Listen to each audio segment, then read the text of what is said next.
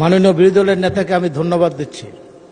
এমন একটি স্পর্শকাতর এবং বাংলাদেশের সকল মানুষের হৃদয়ের কথা আজকে এই প্রবাসীদের দুঃখ কষ্টের কথা লাঘব করার জন্য এই বিলটি এখানে এই নোটিশটি এখানে উপস্থাপন করে জন্য ওনাকে ধন্যবাদ দিচ্ছি।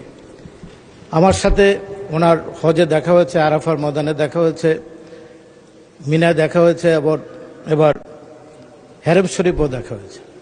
তো উনিও অনেক লোকের সাক্ষ্য গ্রহণ করেছেন, অনেকের সাথে আমারও সাক্ষাৎ হয়েছে। সবচেয়ে করুণ মাননীয় স্পিকার, আমি যখন হেরেম শরীফে ঢুকি তখন ঝিন্ন শীর্ণ কাতর চেহারায় বাঙালিরা ঝাড়ু দিচ্ছে, পরিষ্কার করছে। সবচেয়ে নিম্নমানের কাজটি এই বাংলাদেশের মানুষগুলো করে।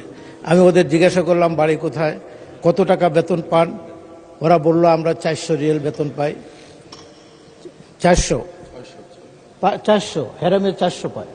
এই কোম্পানিকার সাবেক অর্থমন্ত্রী লোটাস কামালের 5.5 লক্ষ টাকা করে তারা গিয়েছেন। বহু কষ্ট করে টাকা, এখনো কারো উঠেছে কারো উঠে নাই। সবার কাছে দাঁড়িয়ে থাকে কিছু টাকা পাওয়ার জন্য। কেউ আস্তে গোপনে, আবার ক্যামেরা দেখা যায় কিনা, কিছু টাকা দেওয়া হয় তাদেরকে। এটাই হলো তাদের উপার্জনের।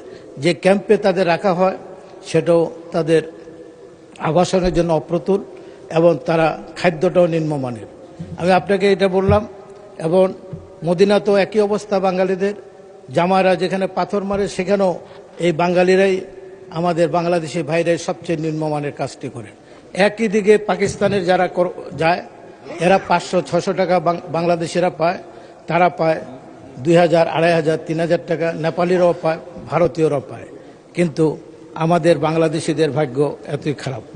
অতএব আমি আপনার মাধ্যমে বাংলাদেশের যে রিক্রুটিং এজেন্টগুলো আছে, কত টাকা কন্ট্রাক্ট কিভাবে নিয়ে যায়, এবং যারা শ্রম, সেখানে একটা কোম্পানি 2000, 3000, 4000 লোকের শ্রম কন্ট্রাক্ট করে নেয়। তারা কোম্পানির থেকে, সৌদি আরবের বিন লাদেন থেকে বা অন্য কোম্পানির থেকে 2000, 3000 টাকা করে পায়, কিন্তু বাংলাদেশিদেরকে 500, 600, 700 টাকার উপর দেয় না। এই যে টাকাগুলো লুটপাট করে এই কোম্পানিগুলো, আমাদের মন্ত্রণালয় এবং আমাদের দূতাবাস এর জন্য সঠিকভাবে তদন্ত করে কাজ করতে হবে, যাতে বাংলাদেশিরা এইভাবে না ঠকে। আরেকটি আছে, তাদের সবচেয়ে বড় অভিযোগ যেটা হলো, আমরা জিজ্ঞাসা করেছি, পাসপোর্ট 6 মাস, 7 মাস, 8 মাস, 9 মাস লেগে যায় একটা পাসপোর্ট। আমাদের দূতাবাস তাদের সাথে ভালো আচরণ করে না। অনেক সময় তাদের কাছ থেকে উপরে নিয়ে তারপরে যারা দিতে পারে